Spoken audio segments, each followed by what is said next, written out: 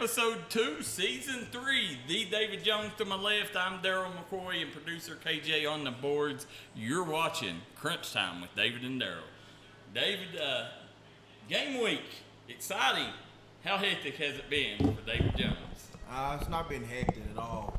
We just been focused, all about business. I basically shut myself off to everybody. I of course, I wanted to feel my obligation here. And I appreciate you guys doing it on a Tuesday instead of waiting until tomorrow so I can, get focused. But I mean, man, we just been getting prepared. Yeah, we're going to go into that. We're going to talk about the game and do a little analysis here in a little bit. But as we got people filtering in, guys, make sure this is an interactive broadcast. If you got questions or comments, leave them in the comment section below. Let us know where you're watching from. And as we move on, this past weekend, went out of town. My son had a college camp. And right about last year at this time, the same thing happened. But believe it or not, did not learn the lesson, but took him to his camp, got a call from the hotel. Mr. McCoy, can you come back here? Went back, and the dog ate the curtains again. Are you kidding me? No, I'm not kidding. Yeah, ate the curtains again. Yeah. Oh, wow. Yeah. I think it's maybe separation anxiety or something.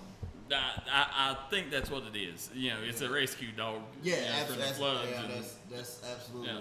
That's as little man, the one when I came over last weekend. Yeah. Yeah, he got a little separation. You don't be leaving them. No, well, I mean, it's tough. Me, I always take the cage with us and put him in the cage. But, of course, my wife wants to leave him out, and then that's what happens. So, ended up, it's another costly mistake. Yep. And, it's one of them things you will never figure out how a dog this big can eat a wad of curtains this big. Did he swallow it? They're not there, so I take it. Yeah, I take it he swallowed it. Oh, goodness. Yeah, so I hate to see whenever he go use the bathroom. Oh, yeah. I mean, all curtains. Hey, I'm sorry about your luck, brother. I mean, no, that's how my weekend started, and then Hold on. Your wife said he hates when I leave him alone. Don't hate on my dog.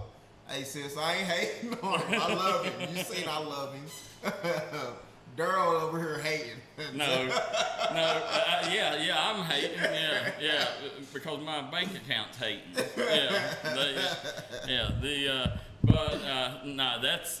That's twice. So we see Courtney Little tuning in. Her son Brody Little's been doing some work, Dave. That's not a surprise, man. You know how big I'm on Brody. I think Brody is one of the ones that got away. Yep. That could have been like unbelievable over here, just like his father was. But Brody's put in the work, and I'm glad people's finally taking notice and it's showing. You know what I'm saying? And I think he's a big dog on the gridiron too. Listen, that duo that was at Belfry, him and Zay Rash, both of them two kids are going to be dogs this year. I'm excited to watch them. Yeah, I've been playing pickup every Sunday. Well, I've not been playing, but been watching Zay Rash play pickup. That kid's going to be a problem. People ain't heard of him this summer because he ain't been doing the camp tours and stuff, but he's the real deal, man. Oh, yeah, it's a no-brainer, man. Yeah. Now, Kentucky passes a gambling law September 3rd, I think. You're allowed to actually post bets. Oh. That's something that I think the state of Kentucky was missing out on for a long time. A lot of money. People was still gambling, but other states was getting that money. So I think this is a wise move on the behalf of Kentucky. Yeah, and you said high school sports? No, it's gambling. So, right. Oh, well, yeah. I think it's a great idea. I mean, of course, it's very open in West Virginia. The West Virginia lottery and betting stuff like that in here is like very sacred. Yeah. So, I mean, it's always going to be over here, but that's the main thing we was missing over in Kentucky was that. Oh, yeah. I mean, every one of the border states you can gamble. Absolutely. So, you would have to go over on the river in Louisville to get on the boat to gamble. And you're right there. You know, only thing that changed you was just on the river that switched you to the other side in Indiana. It's almost as bad as Belfry being a dry city, and you can go to Williamson or Pikeville and Belfry's get dry? alcohol. Belfry's dry. Man, that's a lot of moonshine in Belfry. Ain't it?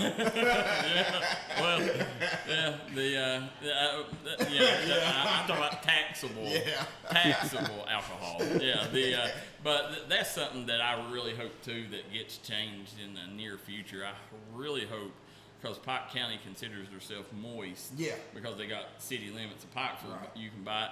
But I mean, like, okay, for instance, Belfry, you can go to Pikeville or you can go to Williamson, Right. and you can get it. Okay, Elkhorn City, you can go Virginia to Pikeville, line. or you can go to Virginia and get it. So, you know, or you know, if you go the other way in Pike County, you can go to Pikeville or you can go to Betsy Lane and get it. So, I mean, yeah. So, you know, you're taking all these communities that's missing out on that income, and we're not promoting that at all. You know, but at the end of the day, that's a lot of money that can help our community, especially when we don't have coal anymore. Yeah, they fixed that the betting rule now down in Kentucky, because you know it's election time. Yeah. Yeah. So we might need to get on that election time and try to figure that other stuff out. Yeah, I mean, listen, if you want to make a change, you know, we found that out. You know, the only way to make a change is through election day. You know, so you got a lot of people tuning in here. Justin McCoy says they've disappeared the last few days. Said, good to see you again. I'll be disappeared at 11 o'clock too, bro. We got Courtney Little says Brody and Zaid are two good ones. Dakota West says Lawrence County Middle plays JC on Thursday. That will be a good one. That's a big, Yeah, we done that game the last time it was played, and I'm telling you, them two teams right there, they gave us one of the best football games we've seen in a long time. And I've heard a lot about those two squads already, too. Yep. Eric Rash says, thank you, Darryl and David Jones. Keep up the great work. Hey, man, you keep up the great work, too, man. You know, your work ain't going unnoticed either. You know, we see what you're doing at Brick Shop, man, and I appreciate that from the bottom of my heart. Definitely for our community, we need that big time. We got Lewis Ratliff says you're allowed to sign up for gambling. Said then bet at a track later. Right now you can sign up for it. Cody Little says, hey Darryl, can you do the KSR listeners a favor and shut J-Rock up? Listen, hey, I see that bum. Listen, hey, this is D&D Promotions talking right now. I seen Jake Paul and all them trying to do that. We need J-Rock and Darryl. We need to get it. J-Rock, if you're watching, contact me. You know my guys ready to go. We've been training, so wherever you want to meet up, we can meet up.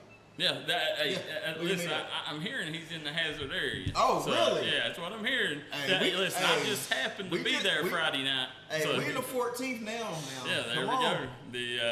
We got. They said that Elkhorn City allows the sale of alcohol right now. So why Belfry's the only place that's missing now? Yeah, I mean, if y'all see me doing this, I don't have a tick or nothing. I'm just flies is flying. Now, as we move on here, speaking of KSR, Matt Jones the other day brought up an interesting topic, and I wanted to get your thoughts on it. He was talking about, you may know it because you was at Bourbon County, so you may know what game it is, but one of them games in Central Kentucky, they play the battle for the tobacco stick. I don't know what game it is, but there's a high school game, and they battle for the tobacco stick. Oh, I'm so not sure. And he's went in and he's like, I think it's wrong that tobacco stick, that's even a game or even a game in high school sports these days. I mean, are we getting too overprotective? And not going too much because we know that there's. Did y'all do the bourbon barrel? Yeah. Okay, you got the bourbon barrel, the tobacco stick. I mean, we're going overboard. Yeah, man. I don't know, man. I just don't want to get say too much. You know how people like counseling stuff, but I don't know, man. I'm back home now. I'm excited. I can speak freely because I'm back in the mountains. So, it's a bunch of bull. They need to quit being wusses. Yeah, I agree, man. I mean, at the end of the day, listen, kids need to know their heritage. Yeah. Kentucky is made on horses, bourbon, and tobacco. Absolutely. You know, so it's a mythical tobacco stick. You know, that you're battling for. That there's no harm. There's no in that. Don't ruin that history and that rivalry. People are just getting too sensitive, and it's really like you got to watch every single thing, and it's just like, where was that? There was none of that. Like we're built different because we didn't have to protect of what we said or whatever or someone else's feelings. We got taught what people say. Don't worry about it. Yep, that's it. You know what I'm saying? Yep. Like, so I don't know, man. Our guy Tiny Cottle is back officiating now. He said, really? Yeah. So awesome. It's good. His health is on awesome. on the uprise. I'm glad to hear that. Yeah, and right now we seen Pikeville reach out to us, Pikeville Middle School, and they're looking for a ball game on Thursday night. Yeah. Said they would prefer a home game, but they will travel if they have to. That's something that Pikeville, the high school and the middle schools having issues, but Pikeville Middle School, I mean, even last year they had that great team, and they only got to play a handful of games. Yeah. What's the answer to fixing that issue? Man.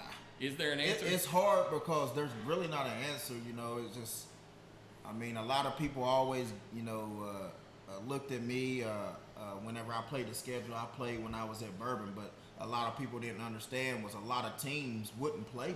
Yeah. They was afraid to get beat by us, you know what I'm saying? And so I had no other choice but to play those other teams, which I didn't care. It is what it was, but a lot of teams wouldn't play us. And, that really affected me a lot, because, why run from a team when they're in your same class? Just because, but every answer I would always get was, man, you guys got a lot of athletes. And? Yeah. Like if you want to be the best, you got to play the best. Yeah, and I'm like, man, we got a lot of athletes, but heck, we ain't won over 5 games since last year. Yep. You know what I'm saying? So so we was playing all those bigger schools. We was playing up in 4A. It was a battle. Yeah. But I don't know, man. I really don't agree with a lot of these coaches when it comes to that. That's why whenever I got here, you seen that schedule we got. Yeah. I mean, it I felt a type of way about it, but it was like, here we go again.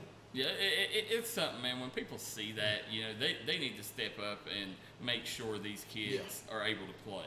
Yes. I mean, even if it's going to be a blowout, talk to the coach. Hey, hey, can you play your B team? Or can you play a quarter of A team, or get these kids some games? I mean, I don't understand. And on the other hand, when coaches do play, they now more than ever, you shouldn't have to be that way. But maybe be a little more sensitive about putting 60 points on a team in middle school. So we got Dustin Fleming says always great content. Dustin Fleming, our guy from Letcher County there. Yep. John Mark says David Jones, since you're back, can we get a DBU D&D player spotlight of the week? And that is very possible. When we have our next meeting, we'll probably talk about that because I'm really big on DBs, and one of my favorites went down last week. Varney, Caden Varney. Yep. He's one of my favorites. And he went down last week, but we were probably with a cheap shot too. But we will. We won't talk about that right now, but we might do that. I like that idea. I really do. Ed York's watching from Tennessee, and as we're getting ready to go to the break, we got a Carl Whitey Littles tuning in. Says, always great, love watching the show. So, as we was talking about, the Pikeville game, speaking of middle school games, I got to see an athlete this week, David. I'm telling you, this will be, remember this name, this is one of the best middle school players that I've seen in a long time as far as just a raw athlete, and this is his first time ever playing football. But remember the name Wesley Buck from Floyd Central. That sound like a name. This dude's the real deal, man. That sound like a football name. Yeah, he's a super athlete, and he's a multi-sport athlete. But he's the kid that was dunking in 7th grade. Yeah. Okay. So that's a kid. Keep an eye on him, guys. Floyd Central. Sean Hager's got a rising star on his hands there, and we got some breaking news we're going to tell you about when we come back about one of the area games got moved up. We'll be right back here on Crunch Time. If you're looking for a great selection and a great experience for your next Harley-Davidson, come on down to Mountain State Harley-Davidson here in Del Barton, West Virginia. We have new 2023 models in stock and ready for delivery. Special financing available. Or choose pre-owned with one of the largest inventories in the tri-state area with great low prices. Visit our showroom filled with licensed Harley-Davidson apparel and more. Don't write that check until you check with us, Mountain State Harley-Davidson, 61 Priest Bottom Road, or visit us online at mountainstatehd.com.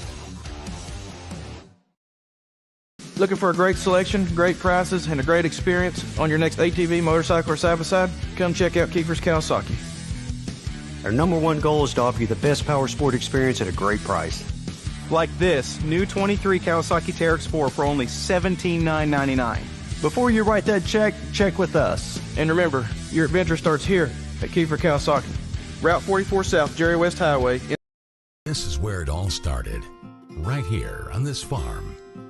We may have grown over the years, but we've never lost sight of what was important to us.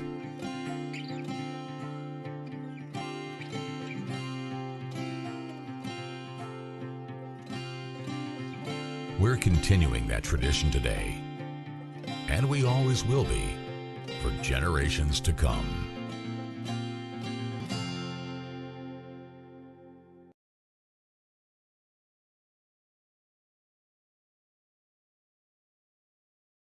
If you're looking for a friendly and fun atmosphere to enjoy your daily cuisine, come to Cheech's Pizza in Lenore, West Virginia. Cheech's Pizza has world-renowned cheese sticks, delicious pizza, and the best subs in the pizza and pasta game. Don't forget to take advantage of our milkshake shop located inside. Bring your family down to meet ours. We are the place that treats you like family from the second you pull in the parking lot. We look forward to seeing you here at Cheech's Pizza. All right, guys, we are back here on Crunch Time. We got D. David Jones, producer KJ on the boards, and we got a special guest. We got Coach Shep in the house. So, guys, give Coach Shep a hand. Yeah. Thank you, fellas. Thank you. Spirit fingers. Yeah, this is a. Hey, don't worry. We planned on doing this next week or last week, and he had to make sure he shaved and stuff. So I was like, cool out. You all right? Oh, man, I got shave. I got this. So at least he got his waves going. So I can't say nothing about it. I ain't the hairline, Yeah. So I don't talk about that in. But anyway, I'm glad to have him on, man. This absolutely. is my piece. Crunch Time debut here for Coach Shep here. As before we get started, we got some comments coming in. We got tobacco stick bows between Grayson County and Edmonton County. Edmonton County. Coach Jones, forever the man who changed my life, Lawrence Mayhorn says. Great kid. Yeah, we got Lewis Ratliff says KHAA should make the schedule, or the AD should said they shouldn't be forced to play a certain amount of district games. And Clyde Dingus says that's why they have a district. Yeah, and some districts is weak, so. Yeah, they, one thing. Like, take example, my district, Boyle County, and Lexington Catholic, Anderson County. Yeah. Then consider on someone else's district, you got such and such, such and such, and such and such. Like, come on. Yeah. No, I agree 100%. And, one thing that, before we get to the breaking news that just broke, interesting thing that I seen when I was looking through the schedule, and I guess it just hasn't hit me yet. Belfry isn't playing Pike Central this year. Oh, they're not in the district no more. No. It's Pike Central. They dropped the 2A. Yeah, they 2A. dropped down to 2, yeah. Okay, and Belfry is 3A. 3A. Now, did you hear I don't know if they officially changed it or so what. So next year, they're not going to be allowed to, you're not going to be allowed to play up. That's what I was wondering. Yeah, if you're in your district, you have to stay within that class. Yeah, if you can't choose to play up a class. You can't choose to play up. You have to play what your numbers are. Now, hopefully, that'll bring that back. A lot of people, even Belfry people, some Belfry people always consider that a rivalry. And I don't know why. I guess because they're so close. Yeah, I would. We never consider that a rivalry because they never beat us. Yeah, that's the thing. Is it a rivalry if it's one-sided? Yeah, it's not. If totally one-sided. In the history of the whole school, they never had. Our rivalry whenever I played there was Sheldon Clark. Yep. It was Sheldon Clark and Prestonburg. And Prestonburg, yeah.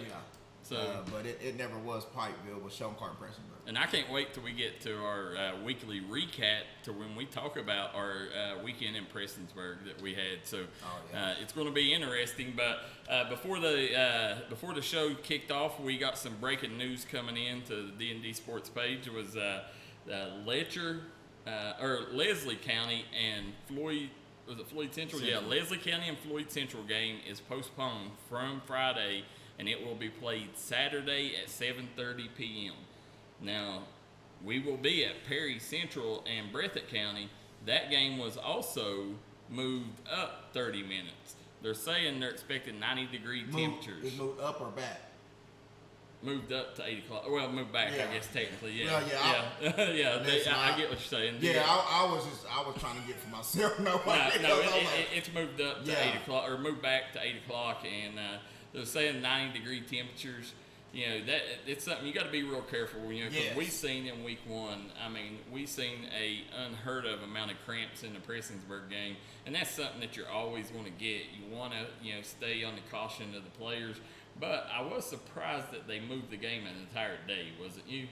Oh yeah. You know, my thing is we started our fluids Sunday. Yep. You know, that was the main thing. Coach Shep. He had some Pedialyte we brought in, started it all up already, and it was kind of exciting seeing our kids walk around here today with their waters and their Pedialyte, drinking it and all that stuff. I'm like, okay, I like that focus. I like that. Well, speaking of that, Coach Shep, you're a man that, for many years, here in Mingo County, any kid that comes up here in Mingo County from the youth all the way up to high school, they all know Coach Shep and they speak of Coach Shep highly. Right now, with the emergence of David Jones coming back, coming back home, and have you seen this much energy around this program since the Jeremy Dillon days? No, sir. Coach Jones has brought, so much energy. Mm-hmm.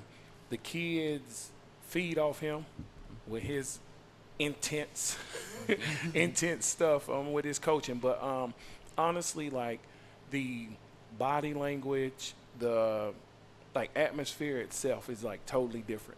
Yep. I've been here 3 years, and it's not nothing compared.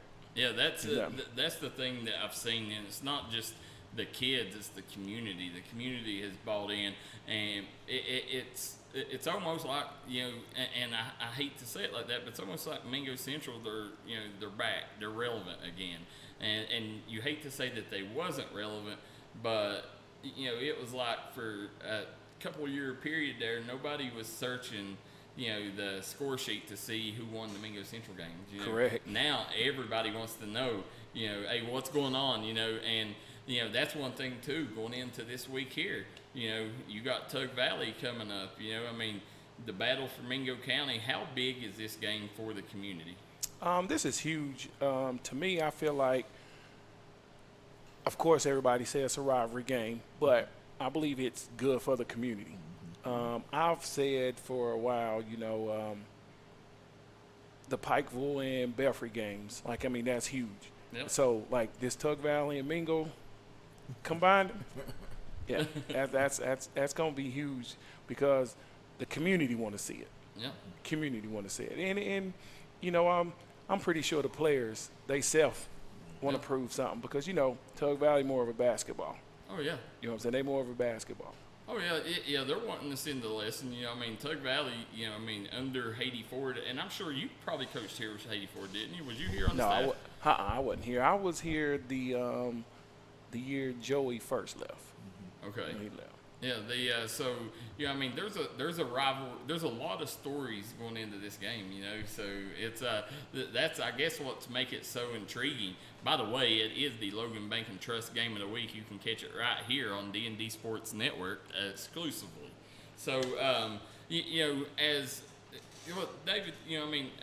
when you put this staff together, why was Coach Shep one of the pieces that you wanted to make sure was on this staff? Yeah, well, first off, I wanna say the energy and all that stuff that we brought here has not just been myself. I mean, they just match my energy. Yeah. Like, and just starting off with that, I mean, each and every coach, they match my energy. You know, and that's what you look for, you know, when you speak about your great staffs, you know, the Belfries, Yep. they match Haywood's energy. You know, and it just go on and on and on. But, you know, it was a no-brainer. When I was looking to get this job, you know, the first two people I called was Michael Shepard and Josh Simmons. Yep. I knew if I could land them, if I could land this job and land them two here, that, I mean, my job was made easy. All we had to do is now get the other pieces to the puzzle. Number one, you know, Josh was the last successful coach here. Number two, Shep has coached all these kids in this youth league, and now on top of that, he knew each and every single. I go to him like, man, like, who's this kid? Hit, boom.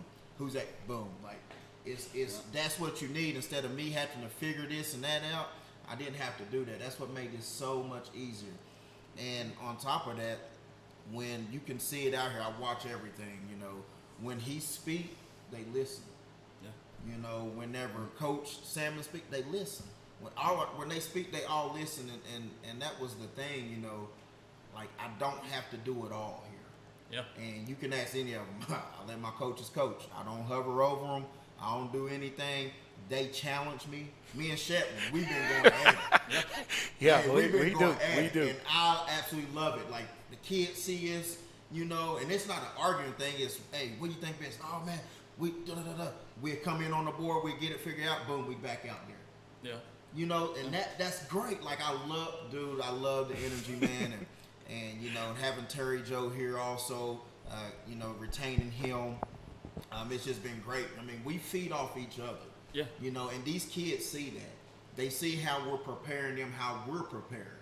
I mean, you know, we're constantly chatting, we're constantly messing, we're constantly meeting, you know, and that's the key, you know, to success, you know, and you know, like we said, you know, we're preparing our kids to the best of their ability. They know that we're all in, and they're comfortable and you know, playing the game and stuff as they get prepared. So that's the biggest thing. Well, here's the thing I like about Coach Shep, guys, and if you've never met Coach Shep, this is, you know, Coach Shep. He's so unselfish, and he always puts Mingo County first. Absolutely. The kids come first. He's the man that was next in line for this job. And, you know, he knew what, you know, bringing David Jones back home could do, not only for the community, but the program. And he, you know, he was unselfish enough to step aside and be like, you know, hey, listen, it's good. I don't care. I'll be his right-hand man, and we're going to make this work, and we're going to make Mingo Central back again. You know, just going into that, you know, what made you, most men would have went tooth and nail with David for this job. Well, honestly, you know, when I heard his name, up, I was A-okay with it. I was A-okay. Just because I know what he's done, how successful he's been, and I knew that was another big piece that we needed to bring, even with myself being here, if I would have got the job. Like, I mean, you know, I'm not going to say that I wouldn't have done a good job, but with him being the face, it's great. It's great. Far as in ego-wise, I don't ever have one. I am 100% in for the kids. Head coach, water boy, whatever. Like, as long as I'm around the kids and being able to be a part of it, I love it. I'll take any position that they want to put me in. Well, Carl Whitey Little, he says, Coach Shep, you got a very talented boy. I want to bring that, you know, how much of it went into, you know, okay, you know, I got a son that's a next level wideout, you know, I want to make sure that somebody's in here that can help him reach that. How much went into that? Really and truly, his whole career, like, I really let him determine where he wanted to be, what he wanted to do and everything. I really never, like, pushed him to do certain things or whatever, but I knew, and me and him talked, that, like, when Coach Jones was going to be the man, we both was like, okay, we We was on the same page. So it really it was exciting for both of us, to be honest. All right, we got let's see. Lewis Ratliff says, "Shep, you teaching now, or are you still working in Pikeville?" I'm still working in Pikeville, but don't tell everybody. There we go. Now, guys, we're going to take a quick commercial break. Shep, you okay? Stick around one more segment? Yes, sir. Yes, All right, sir. guys, we're going to take a quick commercial break. We'll be right back here on Crunch Time. Don't go nowhere. If you was pushed out of the area because of loss of work in the coal industry, look no longer.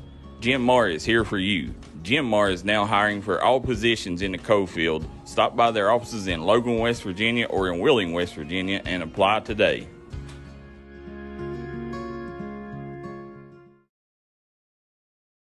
Trailhead Bar and Grill in Maplewood, West Virginia is making sure trail riders and locals are staying happy and full. One thing's a guarantee at Trailhead is great food and great service. Come watch your favorite ball game, have a party, or we'll host your events at Trailhead Bar and Grill, proud supporter of the Mingo Central Miners and all mountain athletes. Gracie and Tate Merchandising has become a staple here in the Danville and Madison community. They'll make sure you find that treasure that's been eluding you. Everything you need under one roof. New items at discounted prices right here at Gracie and Tate Merchandising. Go Skyhawks!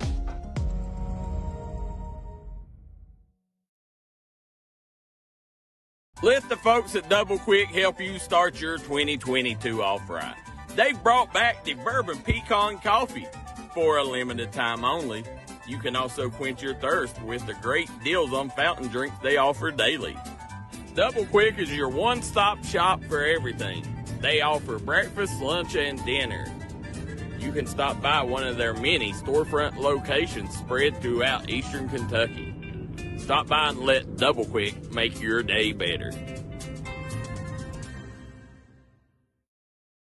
Come on down to Three Guys Pizza and Brew in Williamson, West Virginia. We're located on the corner of Harvey Street and 3rd Avenue. We got great deals on pizzas, sandwiches, and more. You get great service with great pricing. Enjoy your birthday or ball games with us here at Three Guys Pizza and Brew. Look forward to seeing you.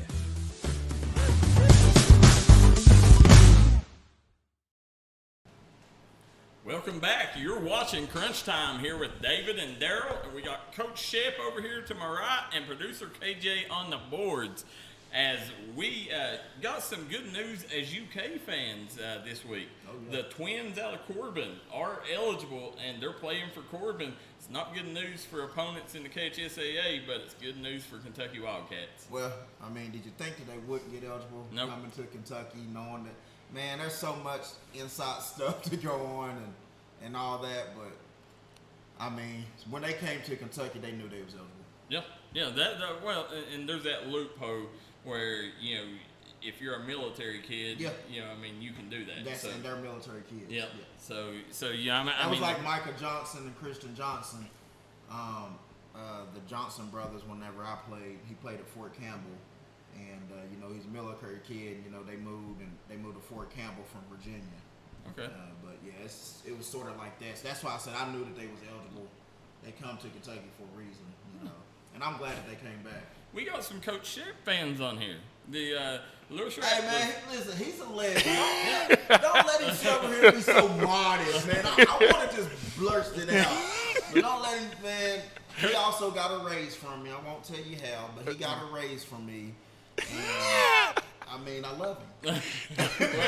well, people know I love him. He remembers when Shep come to UPike and played on their first team in 2000. Yep. Now, if I'm not mistaken, I graduated with the QB in 2000. Was he your QB, Jonathan Wright? Was he? Yeah, Jay Wright. I played with Jay Wright. Okay. Yep. Mm-hmm. Oh, you did? Okay. Yes. Okay. Yeah. Jay, he was a Greek god then. Yeah.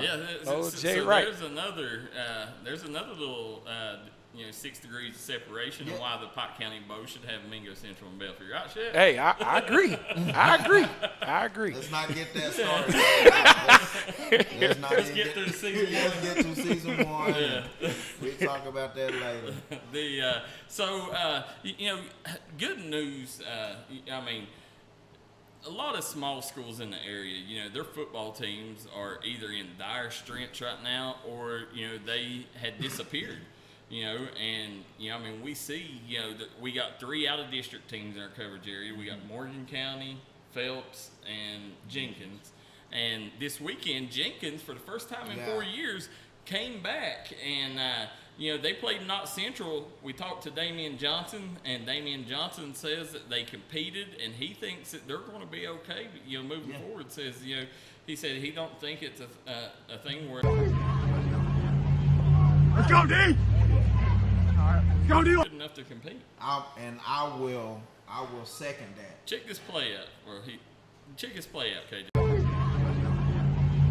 Let's go, D! Let's go, D-line! Pass! Pass! Oh,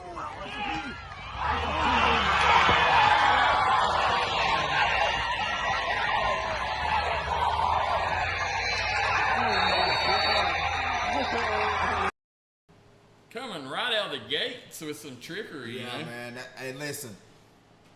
Well, let me rewind it back. He is absolutely correct. They are playing competitive. Yeah. I watched the play. They're playing competitive. Hats off to Coach Holbrook. Man, that is awesome. I'm so happy to see that. But they are playing competitive. That is absolutely the best play in the mountains all weekend. Right? Oh yeah, I agree. And it reminded me of when I played at Maitland, we used to run the flea flicker, which we ran into Terrence Pruitt and stuff. But we ran that flea flicker, man, and I seen that. I'm like, wow, it was perfect. Oh yeah. You see Knott staff over there, like I would have done the same thing. Yeah. Like, what? Like, where did this come from? But that is, congrats, Coach Holbrook, man. Y'all doing a great job, and I hope we can continue to everybody continue to support them. Well, and listen, I like that Coach Holbrook, had to play like that in the playbook, because when you're a team, everybody's rooting for you your first year, and when you got plays like that, that just gives the kids hope. Yeah. And yeah, man, you gotta have that, man. I remember when I first started my coaching career at Belfry in 7th grade, and I had a play. It's called tight right teabag, and we always we had the center here. It was Mackie Pratt. I'll never forget Austin Hatfield and all of them. I had all them cats, and we hiked the ball, and he'll hide it or whatever, and then we have Austin come out on the side. Statue of Liberty. It was basically like that, but it was tight right teabag. Yeah. Yeah. I was like, I'll never let y'all name anything again. That's why I'm like, hey, when coach be like, we just let the players name it, I'm like, we'll stick to naming it. You never know what they'll come up with. Dustin Fleming says Jenkins getting some love. Said feels good, and then Ashley Dalton says David is stealing that play. I don't know, man. Coach Salmon's he might be. I don't want to give nothing away. We got a game on Thursday. I don't want to give nothing away. Well, Greg Kennedy says the hook and ladder in Mate One days we ran it well with Terrence. That's a fact, Greg. Greg, remember those days? We used to call Greg. He used to wear air casts for his ankles. Yeah. His ankles was so bad, we had to wear them. But I'm gonna tell you right now, when it comes to hitting anybody, he was a stud. In baseball, I'll never forget Lefty, stud. Yeah, well, we got Joe Kinzer. The legendary Joe Kinzer says, I have seen the bottom screen ran a lot, said Mate One and Mingo days. At the Mate One and Mingo days. Carolyn Dillard said that is a nice play. And we got a ton of people. When you see Chef, you're a man that knows what it's like to come from a small community. We seen when Mingo Central. I'm originally from North Carolina. Yeah, he's from North From Carolina. where? I'm originally from North Carolina. Right, right below. You talking about? See, we over here. That's what Jason Aldean with the small town. He ain't from a small town. He lives in Mingo. Facts are opposite. He lives in Mingo County. Right. And to get back to my whole premises of it. I had to call it out first, man. When you see places like Mate One, Gilbert, Williamson, Birch, when you see these schools consolidate into big schools like this, how much does it hurt the communities? Well, I mean, here, to me, I feel like, they need to combine. Like where I'm from, like I'll be telling everybody, like our midget league in North Carolina where I'm from, like you have 25, 30 kids on 2 age group levels. Like it's 5, 6, you might have 25 kids on that. 7, 8, you might have 25 kids on that. Yeah. I guess it's just so much more opportunities, if they combine here. Yeah. Like I guess I've never been in a situation to where like a middle school only have 13 kids. Yeah. Like, you know what I'm saying? So I just feel like if you don't combine, you're struggling. Like you're really not doing kids any justice either.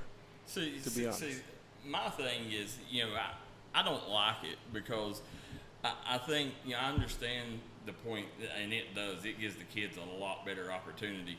But I don't like it because of what it does to these communities. I think, a lot of people don't understand, these small communities, they rely on that Friday night funding, like Jenkins. Them businesses, you know what kind of boost they're going to get from people coming in there on Friday night, and they'll probably see more business and make more money on that Friday night than they will that entire week. And for instance, take a look at Williamson, and what's happened since, and a lot of it's with the cold going down too, as it is in every area. But, okay, make one. When it lost its school, it lost its identity, and that's what, that's what's tough to get back. And I think that's why it's so important for these small schools to be able to keep, teams and keep their schools alive, because if not, I think you lose the school, you lose the community in a lot of situations. I can agree to disagree on some certain situations, but like with this community here, Mingo Central is the community, and I can speak fairly well because this is besides the Phelps community, anywhere else I ever been, this is the best community support I've ever had. And as a head coach, to give us that type of support, I'm going all in. I don't want to disappoint our community. Number one, I don't want to disappoint our kids, but number two, I don't want to disappoint our community. And every time we talk about, we talk to our kids about, how they're acting in public and all this, all about our community. That's why we're always in the community. And I feel that, if your schools go to do that or whatever, consolidate, get in the community and give back and allow your community to love them and understand them also, because it's more than football, and like I said, we're everywhere in the community now, and that's just no front. That's not like a PR for us. Yeah. Anybody know they can contact us and it's feasible or whatever, we're gonna make sure our boys are there or us coaches is there, because we got some things planned to be in the community. We got several coaches that's involved in the youth program. I'm always in contact with the middle school programs and everything. They know, and I love it because they know if they need anything, they come holler at me. And it's just been awesome. But but you can't have 13 kids and go play 30 kids. It just don't work like that. It hurts the kids. Yeah. So and then after that, that's literally what make other kids leave and go other places, because they're like, well, they got 30 kids and we're at a disadvantage, so I'm gonna go get on this team. And so that's what make you leave. So consolidating whenever you're got little programs or whatever like that just helps up more. And I'm a testament to it because I seen this work with this Mingo Miners, and it's been so very, very successful. I knock on wood for you guys, but that's been very, very successful. And I love it because they're competing now. Because all these other schools have consolidated, and they was going in and getting their brains beat in or just at a disadvantage. And now that they're not at a disadvantage, they're able to compete. Everybody's on an even playing level now. Yeah, I see it like Dustin Fleming says Letcher County Middles consolidating said would be the only way that we could be competitive. Said Jenkins would stay independent anyways, but I just for the kids in the school, I'm all for it. But for the communities, I think that get in the community. I think it kills the community. No, you get No, in the community. Okay, take an instance. Phelps. If Phelps lose Phelps High School, what's that going to do for that area? What do you mean what it's going to do for the area?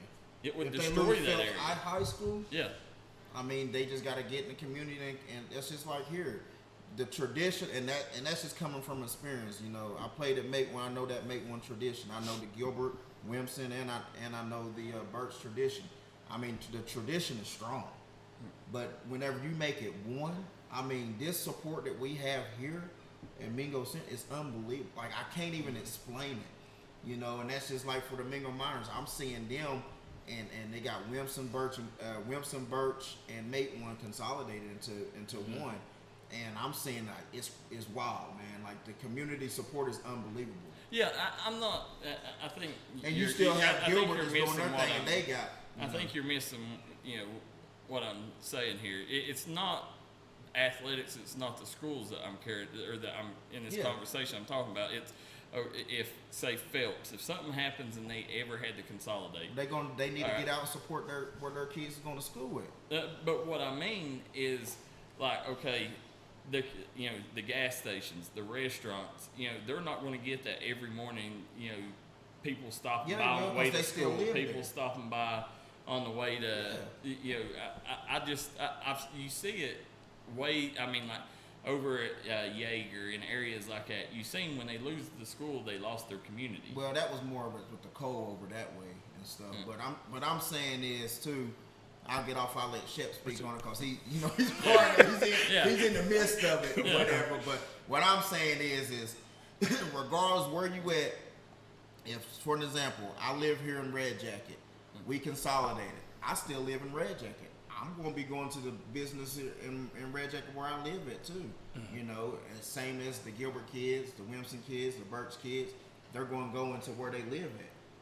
Okay, but if there ain't no football game on Friday night in that community, how is Bell's Diner or something, going to, stay open without all that business on game nights? Is like what I'm saying. I see. Yeah, I see. And that's a hit and miss. I get what you're saying on that. Yeah, it's not the school. I mean, I understand for the school and the kids, it's a great opportunity. I mean, and I'm all for that. Yeah.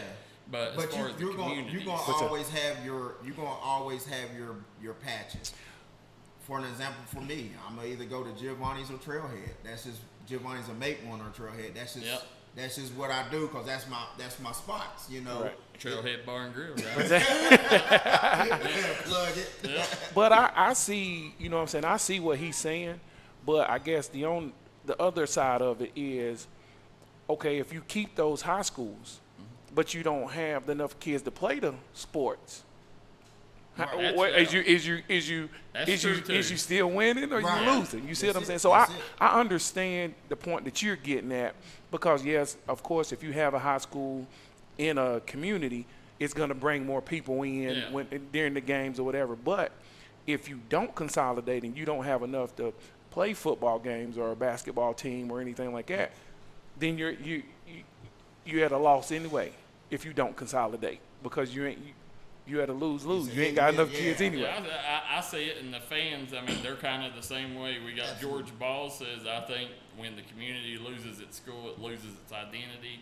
Carolyn Dillard says, I was devastated when Williamson High School was closed, but in the first years of Central, I supported them until Williamson kids were treated differently.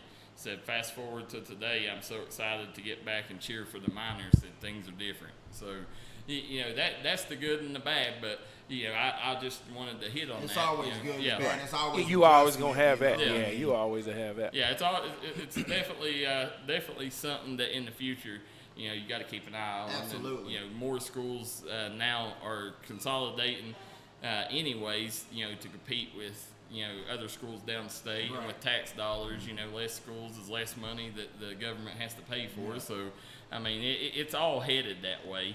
But as we're sitting here moving on, it was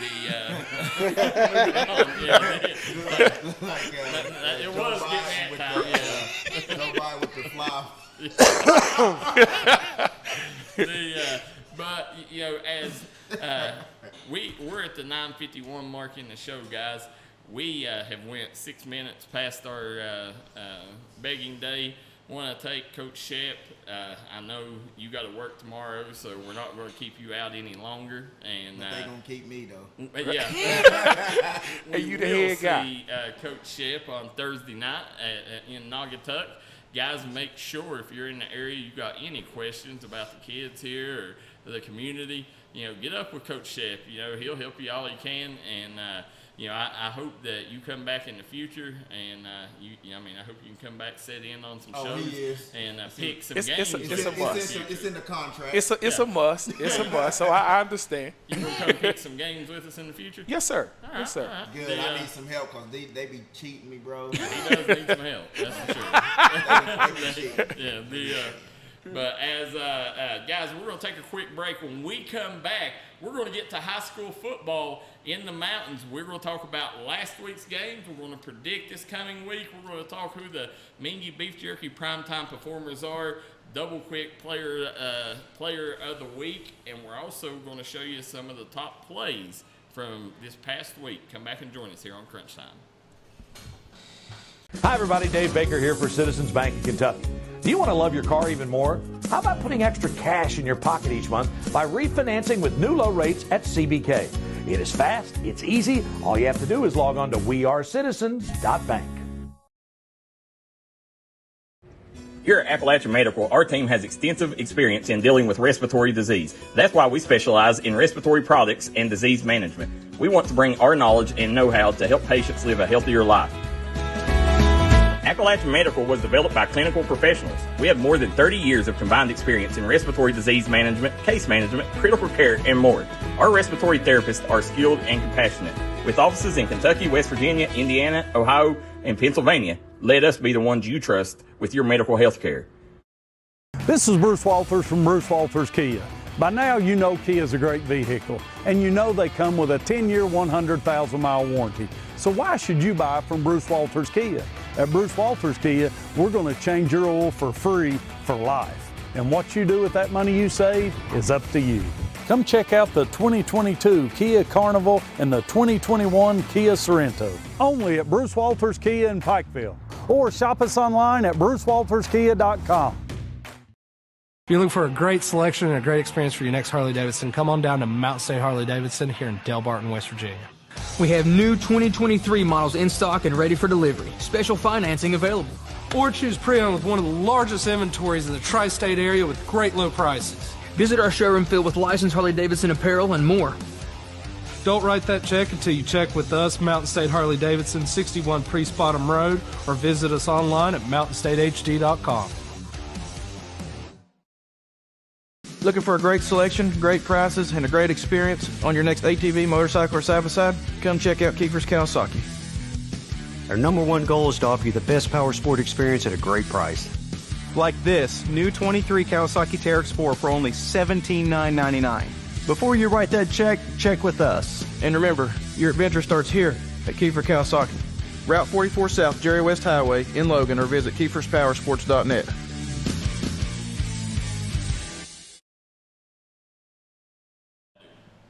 All right, guys, we are back here. You're watching Crunch Time. David Jones, Darryl McCoy, producer KJ. We do not have Coach Shep anymore. He's in the house, but he's not here on camera.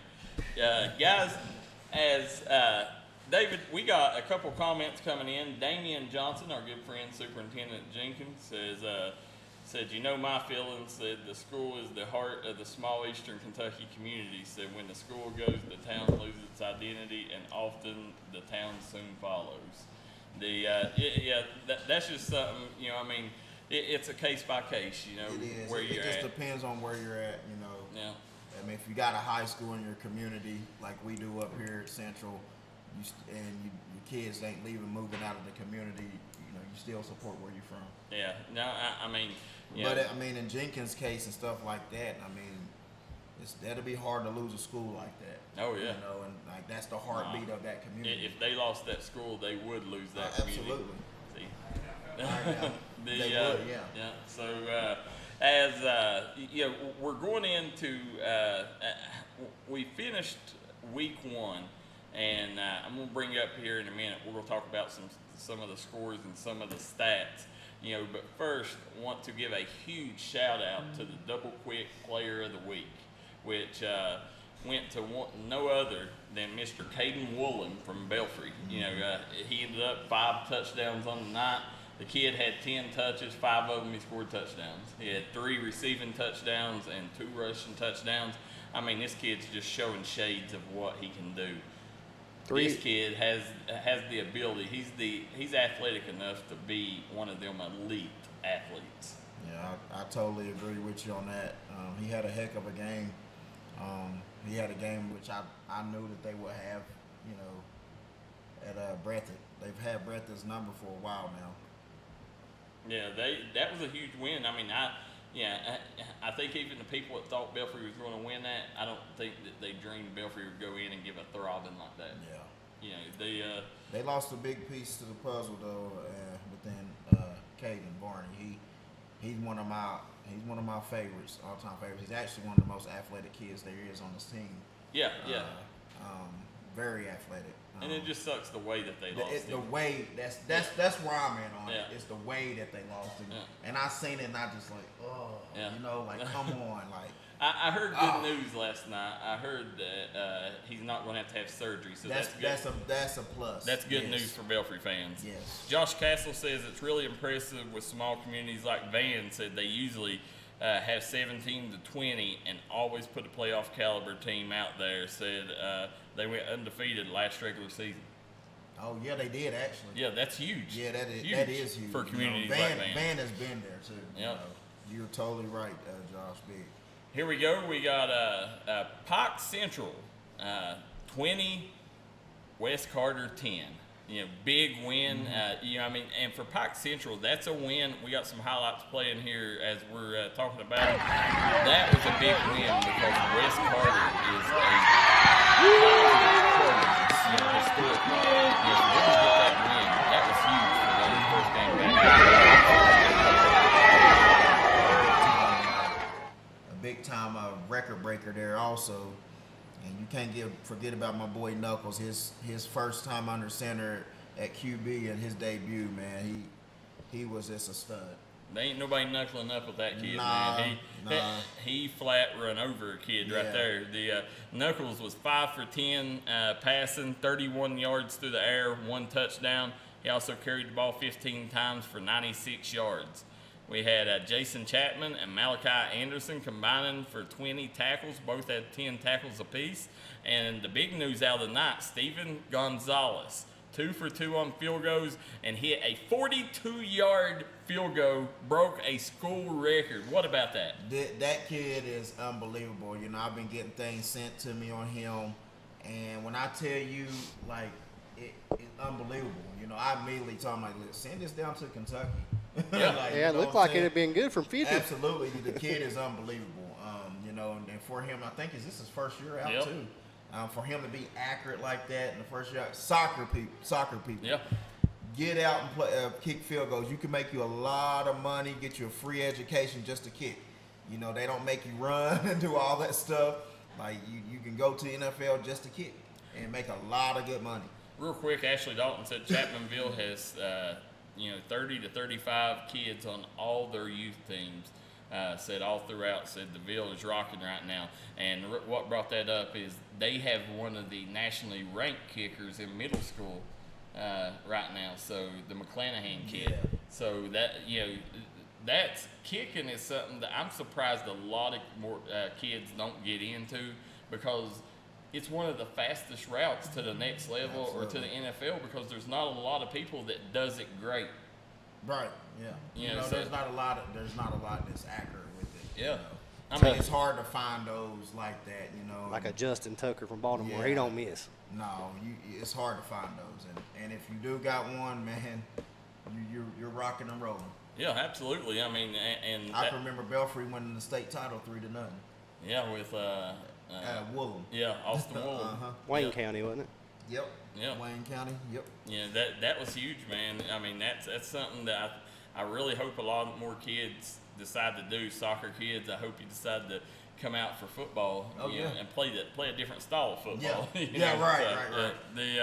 So moving on here, we had Citizens Bank Game of the Week, we was in Prestonsburg, and we got to see a thriller of a ball game, as a lot of people thought that Leslie County was going to come into Prestonsburg and get the W, as they had the number 8 ranked quarterback in the mountains, the Collette kid. He didn't disappoint either. No, that kid, you seen why he's a top 10 quarterback. Absolutely. And why we ranked him. Yeah, that's it. Yep. And a lot of people, that was the kid that they was like, I can't believe you put that kid in there. Right. Well, you got to see why we did. And in that game there, we had Prestonsburg won 30-21 over the Fighting Tim Couches. Bryce Holbrook, the true freshman, 7 for 14 passing, 37 yards with a touchdown. He also had 2 interceptions. He's still. Jacob Rose. Wildcat with hers. Oh, he got it. That's why he's still on Alex both sides. And you got Sullivan, man, Paul on the defensive side, coaching it up at Pikeville. Had 4 tackles, a fumble recovery, and an number 6. Oh, he's got room. He's across the 40, the 30, the 20, 15, 10, 5, touchdown. Dalton. Oh, no. Yep, just like we fumbled, and they get it back. I believe Prestonsburg's ball. Yep. And they got a lot of clown on that. Bryce Holbrook takes the snap. Oh, nice. There's Elliott. There he is, guys. Stretched it back out to 10. Big fan. Uh-oh, reverse. Double pass. reverse. Oh, no, he's wide open. He's got him. Oh! And it's good. Oh, he's got it. He's got it. Rose. That's who he's going to. 3 receivers to his right. That's a big I loss. loved it. I loved it. Here it goes. There he is. There's 8.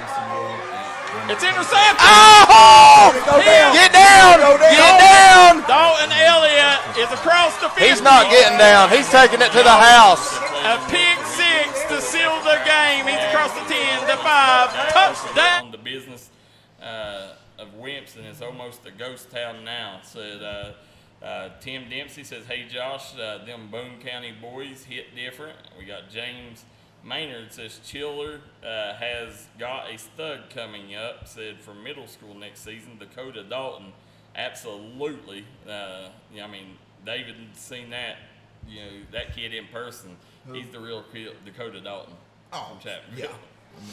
I mean, Dakota is going to be he's going to be the number 1 quarterback in the mountains. And when I say in the mountains, and he'll be the number 1 quarterback in 2A or 3 or whatever Chapmanville class they're going to be in, he will be that. He's just very poised. And when you get and I hate saying it in a label on them, but they're different. He's a pocket passer, but can also run the ball. He remind me like of a Dustin Luck. Yep. He's very, very poised back there and is comfortable. And I know my son loved getting passes from him. He kept on, and kept on. And I was like, hey, he's a Chapmanville Tiger. Yep. You're going to be a Mingo Miner, so yep. you can't get too comfortable. Well, before we leave Prestonsburg, Coach Brewer, you got to meet Coach Brewer. It's really neat to see the relationship he has with his kids. Oh, yeah, man. And getting to meet Coach Brute. Yep. I call him Coach Brute, man. Yep. Getting to meet him, man, it was awesome because, I've known him or whatever, but I never got to meet him in person. It was like we known each other our whole lives and stuff. But, seeing him interact with his kids and stuff like that, man, that's big. That's what we try to do here. Yep. We're player coaches. Yep, absolutely. We got in what may have been the shocker of the weekend, Floyd Central 28, Paintsville 22. What a big win. Coach Shelton 3 for 9, 100 yards, 1 touchdown. He carried the ball for 47 yards. B.J. Peterson, 19 carries, 88 yards, 2 touchdowns. Brody Buck caught 2 passes, 75 yards and a touchdown. And Jacob Johnson had 8 tackles for the Jaguars. Coach Sean Hager, man, congrats, Coach. Yeah, I'm a big fan. I knew Coach Hager was going to go in there and possibly win that ball game. I could just tell speaking to him the other day when we was up there. I spoke to him a couple days before the game, and there was just something different about him. He's a little confident right now. And going into that game, I think he thought they was the better team, and they went in there. That was a big program-changing win for Floyd Central. They're buying into what Coach Hager. It's no surprise to me. Coach Hager is one of the top tenure coaches in the mountain, hands down. Yep. Just playing against him. I never got to coach against him, but I played against his Sheldon Clark teams and stuff like that. Yep. And he's just he's a man among men. I mean, great guy. I love talking with him and stuff. He's always supported me wherever I've been. He's always supported me, and whenever you got that Belfry relationship, when you leave, it's something different. So I've always had someone to fall back on to talk with and all that, to see how he handles certain situations and things like that, man. And I couldn't be blessed to have a guy like that, dude. Matt Hammond says LC versus Shelby Valley should be a good game. Said sophomore QB looked good at Rowan County. He did, man. Feather off. We're going to talk about him in a minute, but that was a game. Well, Lawrence County went up there, ended up getting a big dub. I'll get the final here in a second, but ended up that win. Feather off come in and I think surprised people. And I told you they would pass the ball a lot more with Tom Frazier as the OC. Yeah. Going back, Pikeville, 34-12 over Pulaski. Huge win. Not a shocker. No, Isaac Duty, 15 for 18. He had 121 yards, 2 touchdowns, 9 carries, 25 yards, and a touchdown on the ground. Tavion Boykins had 9 carries for 113 yards and a score. And Sam Wright had an interception. So, hey, listen, Sam. Yep. You know how big I've always been on Sam Wright. Yep. I think he's a stud quarterback also. But as a DB, I've always thought he was a stud DB too. Yeah. Sam is a DAWG, a dog. Listen, 80% of the teams in the mountains would have Sam Wright starting at quarterback. That's what I'm saying. Yeah. He's a stud, man, and I'm really happy that you're finally seeing a lot more of that now. And one of the biggest games. He's a senior this year too, right? Yep. Man, it seemed like I've been watching him forever. Yep. One of the biggest games of the weekend. Ashland 28, Raceland 21, in a losing effort. Logan Lundy had 198 yards and 1 TD. Tyron Marshall had 9 tackles. Jackson Hyten also had 9 tackles. The winners, you had Strader, 9 for 12 passing, 128 yards, 2 touchdowns. He carried the ball 11 times for 47 yards and a score. Brandon Houston caught 8 balls for 91 yards and a touchdown. He also returned a kick. Sawyer Eden had 12 tackles, and Austin Nichols had 10 tackles. So, big effort from the offense and the defense there, and that was a huge win. I think it was the first time in 4 years that Ashland has won their opening game. Yeah, absolutely. So, big game, big start. For the Tomcats there. Big time. Yeah, the Russell shocked everybody 28-6 over Mason County. He said, "Don't pick me again." That's it. Ethan Pack went 6 for 9, 51 yards, 2 touchdowns. He carried the ball 14 times for 79 yards. Andre Richardson Cruz carried the ball 18 times for 81 yards and 2 scores. Caleb Bremer had 5 tackles with an interception. He also caught a touchdown pass. Belfry, 48, Breathitt 14. Chase Varney went 3 for 4, 145 yards, 3 touchdowns. Ace Cottle carried the ball 5 times for 148 yards, 2 touchdowns. That's a Belfry line if I've ever seen one. Belfry stat line. 5 carries, 148 yards, 2 touchdowns. Caden Woolham had 7 carries, 103 yards, 2 touchdowns. He also caught 3 passes for 145 yards and 3 touchdowns. And then we had Dre Young with 10 tackles leading the Pirates on defense. Yeah. Now, Belfry, how about Chase Varney showing some really good efficiency? Coming in, went 3 for 4, 90% on his passes. And, he just made the best of every time he touched the ball. The kid didn't do any wrong, and he's showing that he's going to be that veteran leader as a sophomore. Yeah, I thought he showed a lot better poise, behind his line, that he's had. So it's been, he's a year older, so he's a lot more comfortable. And I think he just proved to everybody, he just don't hand the ball off. He can also throw it too. Yeah, I'm there with you. The kid, he showed, like what he could do if given the opportunity. Yeah. And don't be surprised if Belfry don't use that as a blueprint to pass a little bit more. Oh yeah. Now as we're going down to our next game, 36-26, Letcher Central went to Shelby Valley and got the big win when a lot of people thought that Valley would pull that out. But Coach Junior Matthews had something up his sleeve. The freshman quarterback Gunnar Holbrook was 5 for 9, 60 yards and a touchdown. Isaac Matthews carried the rock 15 times for 163 yards, 2 touchdowns.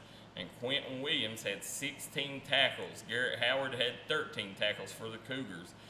Brett Smith, Kobe Johnson each had 10 tackles apiece for Letcher Central. And then Russ Osborne was 20 for 27 in the losing effort, 237 yards, 1 touchdown. He carried the ball 13 times for 50 yards and a touchdown. Brody Bentley carried the rock 13 times for 126 yards, 2 touchdowns. And then you had Zach Yates leading the Wildcats on the defense with 10 tackles. Wow. That game right there. That was a great game. Yeah, really good game. Yeah. And, I was surprised. A lot of people, they was worried about how Gunnar Holbrook would respond, as the freshman quarterback. Right. And it looks like that he's coming in and he's not trying to do too much. Right. And he's showing, why everybody was so high on him out of middle school. Yeah, I like that big time. I thought that he did a great job against a veteran Shelby Valley team. Yeah. Shelby Valley is, I don't think they're going to win their district, or if not, be right there to win it, but they're going to go a little bit ways in the playoffs, I do believe. And playing head-to-head with the guy with like Russ and coming out on top, that's pretty tough. That means there's some defense been played. Yeah, and I'm sure Shelby Valley hated that because they just got the new turf, and the field's looking beautiful, miraculous, yes, and both of them stadiums, Pine Mountain. We're going to be there this Friday night. That's going to be a good one. But both of them stadiums are two of the best looking stadiums in that part of the state. Absolutely, I agree. Moving down, Perry Central in a controversial win. Perry Central won 22-21 over Somerset. Kaiser Sloan, 9 for 16, 135 yards and a score. He carried the ball 11 times for 79 yards and a touchdown. And Phoenix Eddington had 17 tackles. As you see, Kaiser Sloan hit Tyler Smith on that pass there in the highlight that we just showed there. And then you got to see the blocked field goal. When you seen that final play, David, the blocked field goal, what was your thoughts on it? So, I'm sorry, I was getting a message from my son, David Jr. there. He's upset they canceled his game because the Heat, he in Lakeson, they're going to cancel everything. Yeah. But, all right. Perry, y'all know I love you guys. It's all love here. I promise, it's all love. But the rule is, if it's a PAT, you're kicking a PAT, an extra point or whatever. And if you block it and it don't go past the line of scrimmage, you can't advance that. Yeah. Okay, if you're going for an extra point, which is after you score a touchdown, if you block that, it's dead. Yeah. That was a touchdown for Somerset. Yeah. On a field goal, on a field goal, you can advance. Yeah. On an extra point, you cannot advance. That's KHSAA rules. Yeah. So at the end of the day, the call was wrong. Absolutely, we ran one back like that at Bourbon. I think it was against Letcher. I'm not sure. I'm not mistaken. One of the two. But we had one just like that, and we got to advance and ran it back or whatnot.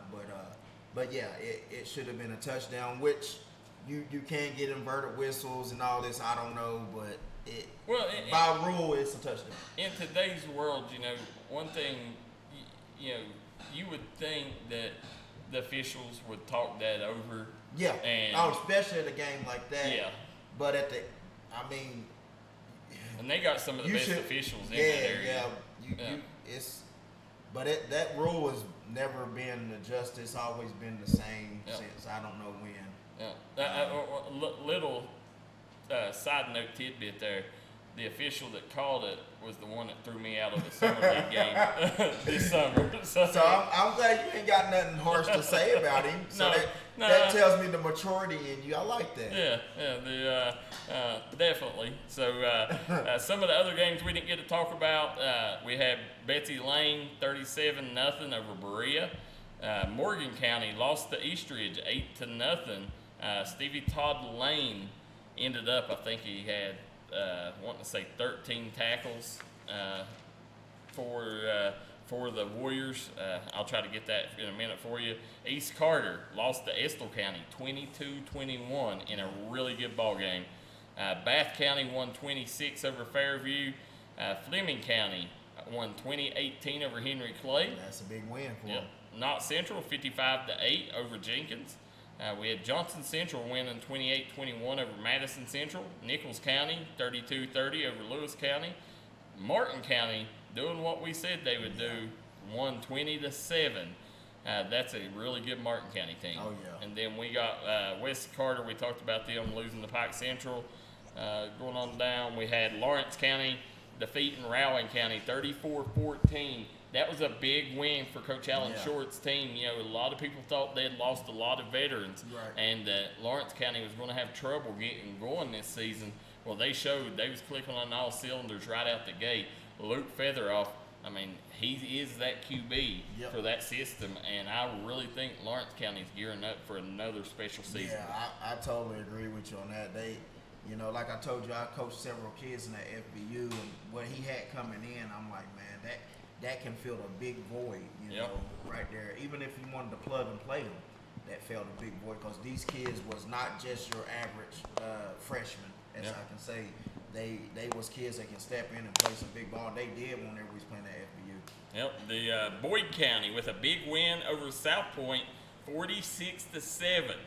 And then we don't have the final score in front of us, but McGoffin County got the win over Montgomery County, right? No, they got beat by a touchdown. Did they get beat? Yeah. Okay. So that wraps up week 1. As we come into week 2, West Virginia gears up too. So we're going to have here in a minute, we're going to pick this week's games, and we're also going to give you the Mingy Beef Jerky Primetime Performers of the Week, guys, coming up on Crunch Time. Come right back and join us. If you're looking for a friendly and fun atmosphere to enjoy your daily cuisine, come to Cheech's Pizza in Lenore, West Virginia. Cheech's Pizza has world-renowned cheese sticks, delicious pizza, and the best subs in the pizza and pasta game. Don't forget to take advantage of our milkshake shop located inside.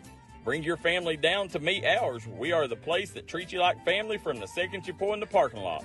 We look forward to seeing you here at Cheech's Pizza. If you was pushed out of the area because of loss of work in the coal industry, look no longer. Jim Marr is here for you. Jim Marr is now hiring for all positions in the coal field. Stop by their offices in Logan, West Virginia or in Wheeling, West Virginia and apply today. Trailhead Bar and Grill in Maplewood, West Virginia is making sure trail riders and locals are staying happy and full. One thing's a guarantee at Trailhead is great food and great service. Come watch your favorite ball game, have a party, or we'll host your events at Trailhead Bar and Grill, proud supporter of the Mingo Central Miners and all mountain athletes. Gracie and Tate Merchandising has become a staple here in the Danville and Madison community. They'll make sure you find that treasure that's been eluding you. Everything you need under one roof. New items at discounted prices right here at Gracie and Tate Merchandising. Go Skyhawks! Let the folks at Double Quick help you start your 2022 off right. They've brought back the Bourbon Pecan Coffee for a limited time only. You can also quench your thirst with the great deals on fountain drinks they offer daily. Double Quick is your one-stop shop for everything. They offer breakfast, lunch, and dinner. you can stop by one of their many storefront locations spread throughout eastern Kentucky. Stop by and let Double Quick make your day better.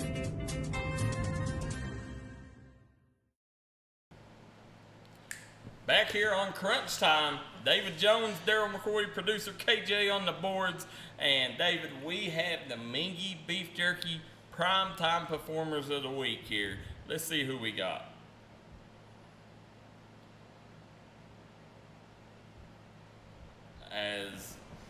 We got Phoenix Eddington from Perry Central, had 17 tackles. From Boyd County, we got Rhett Holbrook, 15 of 18, 195 yards, 4 touchdowns, 1 interception, and 2 rushing touchdowns. Got Braden McGlone from Lewis County, 20 carries, 166 yards, 3 touchdowns, 18 tackles, 6 tackles for loss, 4 sacks, and a forced fumble. And then you had LeBryant Strader from Ashland, was 9 of 12, 128 yards, 2 touchdowns. He also had 11 carries, 47 yards, and a touchdown. That's your Mingy Beef Jerky Primetime Performers of the Week, David. Big games from each and every one of them kids. I think so also, and you know, just the difference in the prime time and the other stuff that we give out, you know, it's totally different. So we know that just trying to explain to them, like, because I know they're going to want to say some things or whatever, but you know, our other performance is our Player of the Week. So he's basically the whole Player of the Week, and these are our bigger performers that was in nomination for that also. So and appreciate the coaches for sending in your stuff. That's how you get on this. Your coaches have to send in your stuff, and then we interact with the fans when we do the Player of the Week and stuff like we did. So make sure you guys just continue to do that, and our coaches continue to submit your player stuff. Yeah, when we ask for the Players of the Week, guys, make sure that you get on there and you nominate. You know, they'll make necessarily votes, right? But them are nominations, because if a player isn't nominated in there, they're not going to be considered. You know, when somebody nominates them, then our 10-man committee picks who the Player of the Week is. So make sure you get on there and nominate. And listen, the more people that nominates a kid, the more it's going to sway on the judge's eyes. Yeah, that's just the way it is. And Boykins wasn't they didn't turn in Boykins stuff to us. Yeah, I didn't get to see Boykins' stats until late. That's one thing that I think a lot of coaches, you know, a lot of them has cleaned it up. Hats off to Coach Brewer there. You know, I explained to him there about a year ago, and now he gets his in on Sundays. That's the ideal day. Well, that's what you have to. That's any platform. Like when I was in Lexington, what I did was I'll send it after the game. We take our stats on the sideline. I'll send each and every one of them links. That's why we was in every category. We was everywhere. Yeah, you was in Bourbon County, and you got more coverage than the biggest schools in Lexington. Absolutely, because we turn in our stats on Sunday in a timely manner. Down, there was some people that had better stats than us, but you know, they wasn't turning them in until Tuesday or Wednesday when it's already done and over with. Yeah, and we're not saying that, you know, you're a bad guy or you're running a bad program if, you know, they're not in there, but we're just saying that, you know, the kids at that school isn't going to get nominated for these awards each and every week when, you know, these outlets don't know their stats until, you know, Tuesday and Wednesday. Tuesday and Wednesday, there's really no reason for it to go that long. Monday, you could see some. But Tuesday and Wednesday, that's stretching it a little bit. We always do Sundays because that's when we meet as a staff. Yeah. And but we did ours immediately after the game, though. We just started doing it immediately after the game because it was a live thing. All you had to do is when my stat guy, he has texted to me, then I just text it out to everybody. Yeah, absolutely. We got Ryan Sanders says Lawrence cleans up a few penalties. Said they are going to have a lot more confidence that Cody Crum and Will McDavid couldn't be stopped. Said what was the name of the running back from Rowland? Said that broke out that 2 80-yard runs. Said one of them was called back. So we'll find out who that is. I don't know. But also a kid that wasn't mentioned too that was in line for that Player of the Week was Austin Trent from Fleming County. Had another big night. So guys, Pigskin Pick'em coming up right now. Crunch time. Pigskin Pick'em.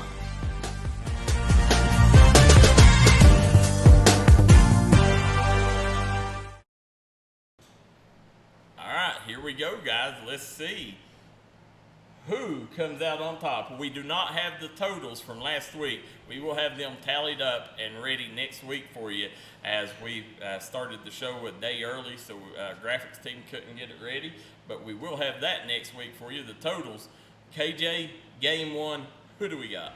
It is the Logan Bank and Trust Game of the Week, Mingo Central at Tug Valley. Mingo Central at Tug Valley. And David can't pick this one, so this is going to be tough, man. David's not as he was at Bourbon County. He doesn't pick his own games, so it's going to be me and KJ here. You know, here's the thing about Naugatuck. You know, when you go to Naugatuck, it's going to be hard to come out there with a win.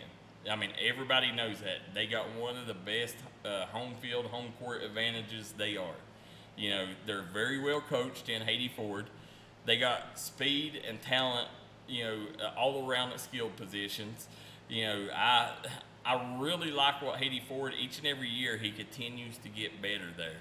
You know, I've not got to watch them this summer, but up here on the mountain, David Jones has things clicking. You know, and when you see a roster, what do y'all got, 65? No, we are actually down to 53 kids. Okay, so there's 53 on the roster right now. You know, and when you see, you know, the kids at skilled positions, I know Mingo Central is going to have the speed. They're going to have, you know, I mean, their power. They got really good linebacker play. They got, I mean, obviously they're going to be have good DBs with David, but I just, man, and I hate to do this, but I just have a feeling that Tug Valley is going to come in there in the trenches, their size. I think it's going to, I mean, I just think that them are some nasty boys down there, and I think you're going to have to match their nastiness to be able to win that ball game, especially there at Tug. They got a chip on their shoulders. You know, everybody's telling them that Mingo Central is going to come in there, and Tug Valley's like, what are you basing that on? You know, and because, you know, we've had a good year the last 2 seasons, and, you know, Mingo Central not so much. So right now they feel like they have the upper hand, and I just be honest, I think it's going to be I think they got the upper hand too, man. I think that Tug Valley is going to win that ball game. I mean, and I'm not saying, I'm not saying. I just think that Tug Valley, I know how them kids are there. And I think when they come in with that chip on their shoulder, I know Mingo Central is going to have to match their intensity, and that's something that you worry about game one of a new coaching regime. Yeah. You know, so, you know, I don't question you, but I just think, you know, I'm going to pick Tug Valley in this one. KJ. I don't know, man. Hey, we don't sugarcoat that D&D. No, I'm real with each other. I'm about the same with Darryl. I'm going to pick Tug Valley, but I think if this game was played later on in the season, yeah, that's me. Mingo would take it. I think first game of the season, Tug Valley's a little bit more experienced down there in Naugatuck, and that place is going to be rocking. I'm going with the Panthers. I do too, man. I think Eli, you know, he's got speed. I think it's gonna be hard to stop him. I think, you know, they got good backs. I think they got 2 very productive quarterbacks, and you know, I just think, you know, early on, I think they're catching you at the right time.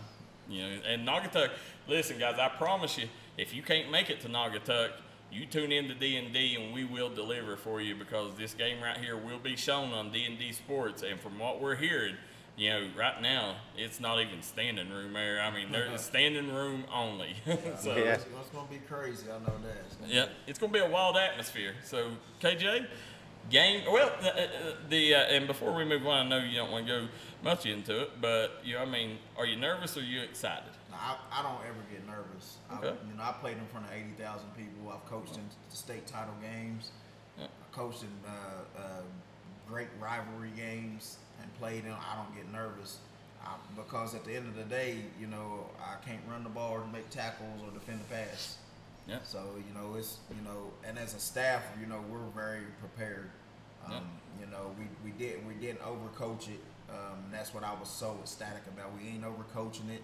We're just going to go in there and, you know, just do our thing, and, you know, whatever happens, happens. You know, this is not the end of the world for us. but we understand that this is the county championship, and our guys want their respect back, and we understand that, the only way to get respect in this county is beat Tug Valley. That's it, and for 1 year, you will have bragging rights in Mingo County if you win this ball game. So it's huge. Logan Bank and Trust delivering. Want to thank them folks at Logan Bank and Trust for picking up our game of the week. So definitely want to say a big thank you to you guys. KJ, who do we got next? GRC at Belfry. Pike County Bowl. Belfry. Belfry. I go ahead and it's quick. Bath County at Betsy Lane. Bath County at Betsy Lane. I'm taking Betsy Lane. Betsy Lane. Just like Tug Valley's hard to win, Betsy Lane's hard to get a win at. It's at Betsy Lane? Yep. Bath County beat Fairview 20-6 last week. Give me Betsy Lane. Yeah, I'll take Betsy Lane. I'm not going to go off of them. I'm going to go with Betsy Lane. Yeah, I think Harley Quill and Darryl. I got Darryl's, yep. Bell County at Boyd County. That's going to be a good one. Boyd? Yep. Bell at Boyd. That'll be a good one. Bell just went to North Laurel and beat them. Give me Bell. Bell looked good at North Laurel, and I know North Laurel. They beat them, didn't they? By a touchdown, maybe. They beat North Laurel 19-6. Yeah. Give me Bell. I think Rhett Holbrook and crew. I think that they're going to take care of business at home. I think right now Boyd County over the last 2 years they've built up a really good home field advantage, and I think it's going to be hard for Bell County to just like it is to go to Log Mountain and get a win. It's going to be hard for them to go to Boyd County. Give me the Lions. I'm going Bell County. Round County at East Carter. Give me Round County. Yeah, I'm going to go with Rowan. I think Eli Eastep, he's got to get things going, to be able to take and keep East Carter in these ball games. This is, obviously Coach Champlin. This is a team where he lost a lot of veterans last year, and it showed there in week 1. But, I still think they're going to be a really good team, come the end of the year. But I think right now there's going to be some growing pains, and I think this is going to be one of them. I take Route. Yeah. I'm going to go East Carter. Nicholas County at Fleming County. Fleming County. I won't pick against them. No, Austin Trent will run all over Nicholas County. I should have listened. I'm going to go Fleming. Mm-hmm. You going Fleming? Yep. Got. Hold on. Breaking news. You got McGoffin County Middle School beat Breathitt Middle School 26-16 tonight. Wow. Appreciate that, Christopher. Christopher Ward. Yeah, that was, and I know that I've heard a lot about McGoffin County Middle School. They got some good stuff coming up. Yeah. That's big. Guys, be sure in the comment section, let us know who you guys are picking in the comment section below. We always like to see who our fans like to pick too, because we kind of compare that against us. Who do we got? Russell at Green Oak County, the backyard brawl. Oh, who did Russell beat last game? Mason County. I'm going to go, who did Green Oak play? They got beat by that team from Ohio. Yeah. I don't know. I can't go against Russell no more. I'm going to stay with Russell. Listen, they're going down on the farm there, and, as we've seen, them Ohio teams are tough. We've seen Hoban beat Frederick Douglass, beat the brakes off from him this weekend. And, and you got to think Frederick Douglass is a team that's got, a dozen D1 players on it, and they got the brakes beat off them. They got, football's different in Ohio. Like I said, they got woke up. Yep. You hear me? I agree. I'm going to take Russell in this one. I think the Red Devils, listen, Caleb Rimmer, and I love the running back, Andre Richardson Cruz. The kid's the real deal. Yeah, I'm going to go with Russell, too. Shane Hensley's taking Russell. James Maynard says Russell over Green up 2 touchdowns. So we got Mike Ratliff chooses Russell. Estill County at Harrison County. I'm going to go Estill County. Yeah, I'm going to go Estill. They got that win over East Carter in week 1. I think, Harrison County's a team you know a lot about. Yeah, it's going to be tough. Yeah. I'm saying Estill just because of the discipline they have on the team. But it can go with Harrison County, which their quarterback just had I think it was around 300 passing and 300 rushing. It was unreal. Are they the one? Is Harrison County the one that's got the really big running back? Yes. Okay. They don't have him no more, whatever. Okay. But I still can't pick them over anybody. Yeah, I still got that in me, Bourbon. I'm always ride with y'all. I'm not gonna pick them, so don't worry. I'm gonna take Estill in that one too. I just think they're better. Yeah, I'm going Estill County. Harlan County at Hazard. I'm gonna go Harlan County. Harlan at Hazard. Yeah, Harlan's coming off a loss to Middlesboro. Now this is the green. Is this the Black Bears? Black Bears. So this is Harlan County. Yeah. Yeah. I'm taking Harlan County. A little side note: did you see the Middlesboro? They ended up Middlesboro players are under investigation because of a inappropriate video that happened on the bus ride there, where they said some stuff about the Black Bears that they may necessarily shouldn't have said. Oh, wow. I've got the video. It was after the game on the bus ride back. See, Middlesboro's field's not at the school, so they travel from the school there. So after the game, they's on the bus on the way back. Yep, Crater City getting crunk up there. A little more crunk than it should. Yeah. KJ's nephew plays for Middlesboro. Yeah, so that's he's who got Brady the plays inside. for. Yeah. Yep. Now we all go Harlan. Yeah, County? everybody. I'm Harlan County too. I just think they're too big. Yeah. Not Central at Jackson County. Not Central. Yeah, not Central. Not Central. Morgan County at Jenkins. Morgan County. Morgan. Yeah, I'm gonna go with Morgan. I mean, two non-district teams, but I would love to be at that ball game and just see that first, or just to be. I'm just going Morgan County because numbers. Yeah, that's me. I mean, I just think they know more about it. Yeah. They've been playing, Right. So. Shelby Valley at Lawrence County. I'm gonna go Lawrence. It's hard to play in Lawrence County. Don't get me wrong. I like Shelby Valley. It's hard to play in Lawrence County. Listen, you always Shelby Valley. This is one of them games, man. It seems like every year they come, they get beat one week. They come back. Yeah, they come back, and then they win a game that they shouldn't. I know. But I just, man, I think their first home game, I think Lawrence County, that new field, that new, revamped stadium, I just couldn't imagine with that community and the atmosphere. I don't see Lawrence County laying down, and I think this is going to be a dog fight, but I think Lawrence County comes out on top. Floyd Central at Leslie County. Floyd at Leslie County. I'm gonna go Floyd Central. Now this game was moved to Saturday because of heat, folks. So I'm gonna go with Floyd Central. I mean, they beat Paintsville, and I think Paintsville is one of those. It's a good team also.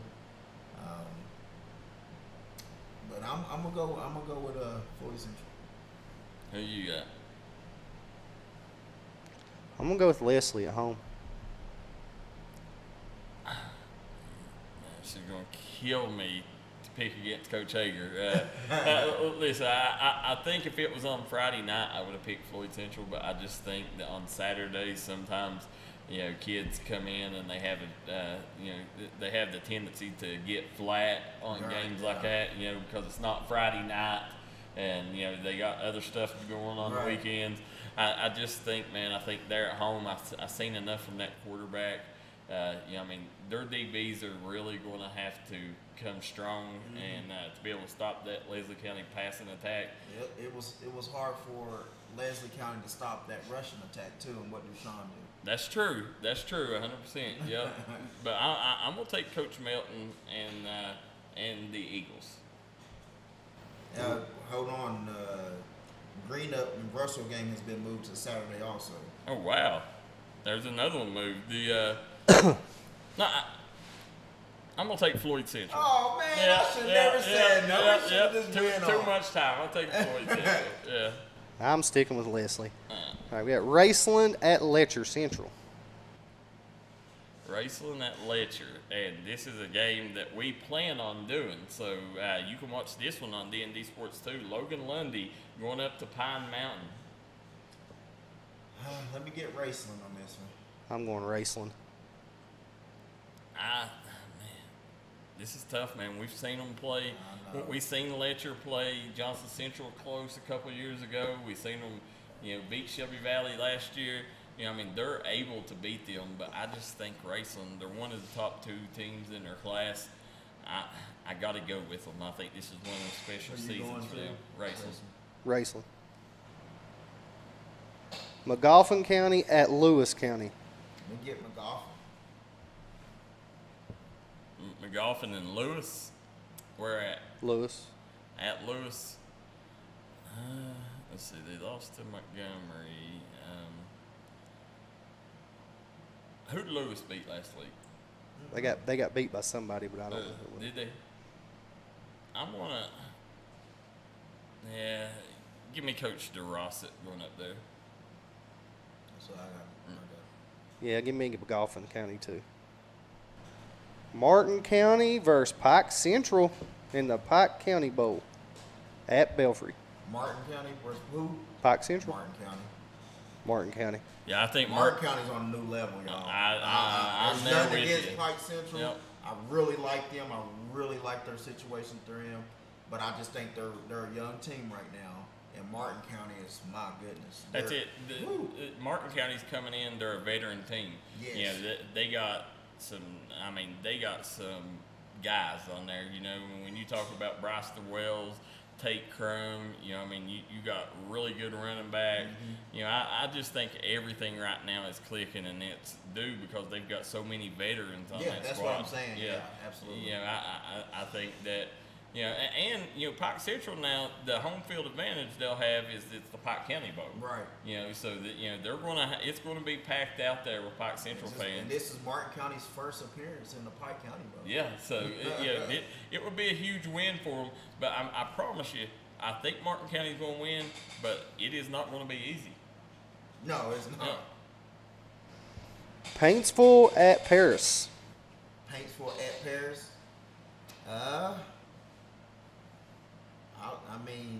I got a guy over at Paris, man, and they just beat Frankfurt by 50. Oh. But again, that was a major crosstown rival at Bourbon County. Yeah. Give me Paintsville. I'm going Paris. You going Paris? Give me Coach Hoskins, man. I think Coach Hoskins is going to redeem himself here. I think he's going to outcoach him. Breathitt County at Perry Central. Breathitt at Perry Central. That's going to be a game, guys. Darryl's going there. Yeah. D&D. So we got a lot of good games. This game right here, man. I think Perry's going to build off the momentum from week 1. I think Perry, being a bigger school, a bigger program, I think even though Breathitt is one of them historical powerhouses, I think it's going to be hard for them to go in there right now. I think things are clicking there in Hazard for Perry Central. Give me the Commodores. Oh, man. Where they play at now? Perry. Yep. Yeah. They play at Perry. Give me Perry.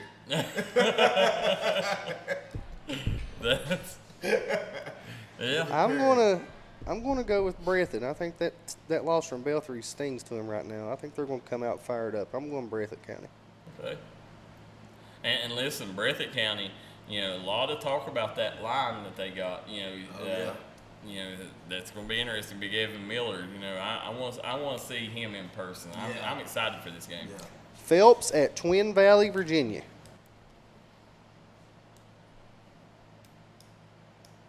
You go first. I'm gonna go Twin Valley. Yeah, that's I'm gonna go Twin Valley. Yeah. Powell County at Western Hills. Western Hills. Western Hills. Yep, Western Hills. Now we're getting into West Virginia. Spring Valley at Huntington. Huntington's number 1 in AAA, and they just had signed the offensive lineman to NC State. Yeah, listen, Big Robbie Martin. Huntington is one of the best teams in West Virginia this sir. year. The Highlanders, man, I just think it's going to be hard for anybody to beat them. Even though that Spring Valley is always that power program, I think they don't have anything for Huntington this year. They absolutely don't. Yeah. Logan at Man. Oh. This is tough. This is always the big game, every year to open up. We played Logan. Logan's tough, guys. Logan's really tough, but Also, too, man is tough. Also, haven't got to watch man at all this scrimmage games or whatever. Where's it at? Man. At man. I'll tell you who I'm taking. I'm taking Coach Harvey and the Hillbillies. I am too. I'm going man. I'm going man also. You going with man? Absolutely. All right. And we do hear that Jaden Brumfield is back on the team, but may not be playing quarterback. Yeah, that's fine. There's still some studs over there, though. Yep. We actually played them 7-on-7, but I like their line, so I think I'm gonna go man. Shane Hensley and Doug Powers all says man. Stephen Cassadorf. So we got everybody going with man in this one. Chapmanville at Sissonville, and that's a possibility we might be doing this game. Yeah. Chapmanville at Sissonville? Yep. Give me Chapmanville. I'm going to go with Sissonville. Sissonville's lost a lot of players. That is true. They did. Yeah, that was the big news of the offseason. Big Dog Widerman and all that. Oh, well, yeah, I like their skill position. I like that receiver. What was his name? Wiseman? Yeah. He's tough. Yep. Their big dog, he left too and went to, he's at Nitro. Oh, okay. Wiseman left? Yeah, and 2 of their linemen is left out too, and they went somewhere else also. I just think it's a rebuild year there. Well, yeah. Man, I did hear a lot. There's a lot of stuff going on in that Kanawha Valley right now. Like it's just a lot. And I tell you, Coach Belcher, I really liked when we went down and spent time with him. I think that, I think he's building off what Coach Barker left, and I'm gonna go with the Tigers. And by the way, breaking news for Chapmanville Tiger fans and D&D Sports Network, Coach James Barker is going to be the voice of the Tigers, guys. So you're going to get to hear Coach James Barker on all Chapmanville games. That's big. Huge addition to D&D Sports. Tulsa at Wayne, and that me and David will be there Friday, won't we, Dave? Yes, we will. Let me get Wayne County. Hey, I picked y'all Wayne, so hey, I need a good hot dog. Wayne Big. Wayne Big. West Side at Wyoming East. I'm going to go West Side. I'm going to go East at home. I'm going to go Wyoming East. And here's Saturday's games. West Jessamine at Ashland. West Jessamine at Ashland. Ashland. Yeah, I'm going with Ashland. Ashland. Fairview at Caverna. I don't know anything about Caverna. I'm going to go with Fairview just because they're one of our coverage area teams. Give me Caverna. I need to get back into this. Give me Caverna. Prestonsburg versus East Ridge in the Pike County Bowl at Pikeville Saturday. Oh man, well, I'm gonna have to go P-Burg. You got what I seen the other night, man. It's just it's unbelievable. They got some talent there that I think they can match. They can match what East Ridge have. Well, here's the thing. I know East Ridge defensively, they're going to be all right with Stevie Todd Lane leading that linebacker corps. But I just think that Prestonsburg has the ability to put 4 or 5 touchdowns up, and I don't think that East Ridge is going to be able to match that scoring. Right. So I'm going to take P-Burg getting a huge win in the Pike County Bowl. I'm going P-Burg. And here's the big one, the nightcap at the Pike County Bowl: Johnson Central and Pikeville. Oh man, ooh, that's a tough one. It is. I'd say if you was to rank our Mountain top 10 right now, they'd probably be 1-2. They're 1 and 2, hands down. Yeah. I don't know, dude. Johnson Central Powerful. Listen, I've been pondering for a month on this. My goodness, it's going to be a close one. It's going to be a very, very close one. I gotta go Johnson Central though. Okay. But I just think it's going to be a close one. I just think it'll be Johnson Central just because of the veterans that they have. I'm going JC too, and I think it's going to be close. But I think when it comes down to the trenches in the fourth quarter, them big bodies for Johnson Central on that line, I think they'll wear Pikeville down. And they're going to ground and pound them the whole game. It's going to be very physical. Yeah. That's going to be the big thing, man. It's going to be power against finesse. tell you. Give me Pikeville. I'm gonna go with Pikeville. Well, I've been for a month. I've been saying I'm gonna pick Johnson Central. I just forgot who had come over to Pikeville and who's there and what they have and all. Give me Pikeville. I'm gonna take Pikeville. I'm gonna stick with JC. I'm gonna go with Pikeville. I'm gonna take, after me thinking I'm gonna pick Johnson Central for a month now. I think if it was a regular season game, I would take Johnson Central. Yeah. But it being the Pike County Bowl. It's been the Pike County Bowl. Bowl. All eyes on them. Yeah. They always show up. And not only that, they just now, Pikeville just now beat a phenomenal Pulaski's team. And JC just beat a phenomenal Central. But I think when it comes down to the finesse and all this and all that, and that is correct, but Pikeville can also get physical. Yeah. And I think the other thing is them facing Pulaski, I think, is going to give them a confidence of playing a bigger school. Yeah. And I just think it being the Pike County Bowl, that's my only thing I'm basing this on, is it's the Pike County Bowl. I'm taking Pikeville Panthers. I'm going to stay with JC. Hell Pikeville. I won't say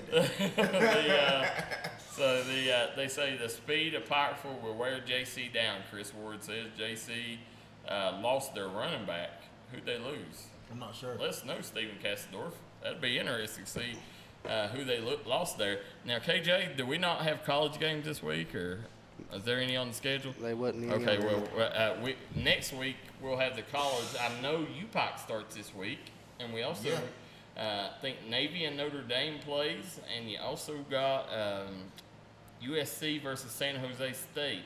You got college football, you got high school football kicking off in West Virginia.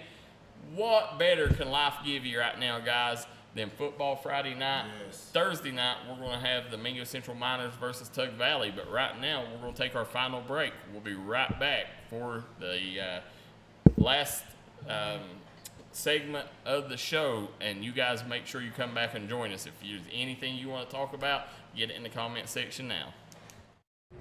Here at Appalachian Medical, our team has extensive experience in dealing with respiratory disease. That's why we specialize in respiratory products and disease management. We want to bring our knowledge and know-how to help patients live a healthier life. Appalachian Medical was developed by clinical professionals. We have more than 30 years of combined experience in respiratory disease management, case management, critical care, and more. Our respiratory therapists are skilled and compassionate. With offices in Kentucky, West Virginia, Indiana, Ohio, and Pennsylvania, let us be the ones you trust with your medical health care. This is Bruce Walters from Bruce Walters Kia. By now, you know Kia is a great vehicle, and you know they come with a 10-year, 100,000-mile warranty. So why should you buy from Bruce Walters Kia? At Bruce Walters Kia, we're going to change your oil for free for life. And what you do with that money you save is up to you. Come check out the 2022 Kia Carnival and the 2021 Kia Sorento. Only at Bruce Walters Kia in Pikeville.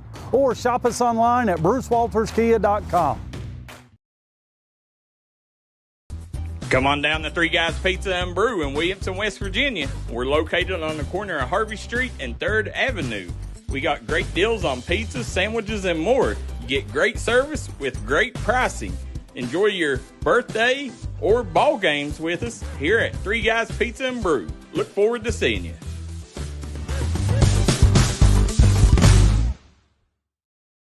Hi, everybody. Dave Baker here for Citizens Bank in Kentucky. Do you want to love your car even more? How about putting extra cash in your pocket each month by refinancing with new low rates at CBK? It is fast, it's easy. All you have to do is log on to wearecitizens.bank. All right, guys, as we are back here, final segment on Crunch Time, I want to thank all you guys for tuning in this show. David, we ain't done yet, though. We got the final few minutes here. As you sit here and you look at the players from week one, we've seen a lot of young talent step up for the teams. We've seen a lot of young quarterbacks. As we talked about last week, we thought that would be one of the stories this year. Right now, if there was a player that you seen from week one and you was like, okay, that's a kid that's going to compete for Player of the Year, what kid do you think you've seen enough from in week one to know that, okay, that's a kid that, that I think at the end of the year we're going to be talking about as a finalist for D&D Player of the Year? Woolham, Caden Woolham. I agree. I agree too. Yep, I think that the kid, I think Belfry's got a great combination of speed and power. With them 3 backs there, and Dre Young, Woolham, and Ace Cottle. I think Woolham's a kind of a mixture of Young and Cottle. It's going to be interesting to see. Like Belfry, that schedule they play. I mean, it is a gauntlet. But Belfry's. They play a very tough schedule as always. Coach Haywood. But I think him. I think the kid, Strader kid from Ashland, and I still think this week here Logan Lundy has a chance to get back on track. But it's going to be interesting. I can't wait for this week to start West Virginia and see who are the kids that stand out. One of the kids that up here watching practices up here on Minor Mountain. One of the kids that I really think is going to surprise some people is the linebacker, Monty Lovett. Oh, yeah, he's defensive end. Is he a defensive end? Yeah, absolutely. He's going to surprise. A lot of people don't understand. He's only played football for a year. Yep. For 1 year, and that was in middle school. Yeah, and every day he's just getting better. He's understanding it. I mean, and that kid's put together, man. Yeah, he has got a frame. frame. He's going to be surprised, and he's still trimming weight and stuff. And getting right, and all that. But I mean, it's a blessing to have him on our side. I tell you that. Oh yeah, definitely. And that's, if you see this kid, he looks like a collegiate level player. Oh, yeah. Listen, I was talking to. That's a grown man. Yeah, I go ahead and tell because they're really big on him. He's actually about to go up to some visits up there at Kentucky State. Okay. They contacted me as soon as I was sending out all of our kids' stuff, like I always do or whatever. And now, Kentucky State, they're HBC school, right? Yeah, HBCU. Okay. Yep. And they immediately like, whoa, who is that? I was like, man, he's very raw.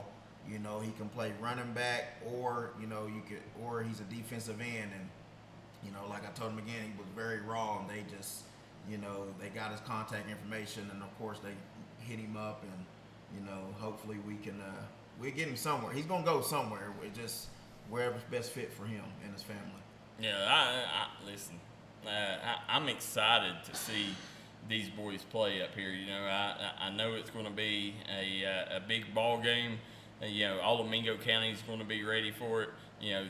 It's a Thursday night, so you're going to have all of Kentucky watching too. Yeah. So this game, there may be more eyes on this ball game than any we've seen in a long time. So very excited for the Logan Banking Trust, game of the week. But the next thing is I'm excited the next 2 nights to see.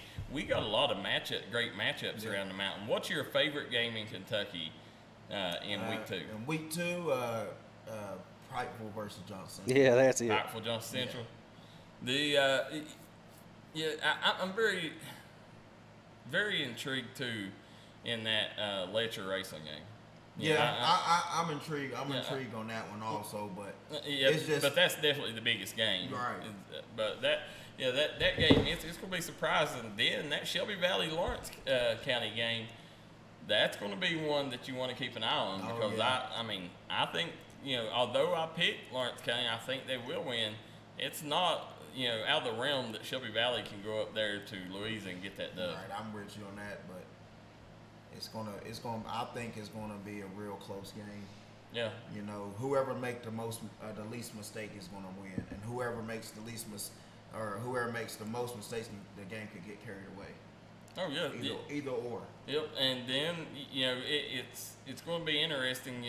Like as far as you, how much are you going to be paying attention to the other stuff going on in West Virginia now that you're back in West Virginia?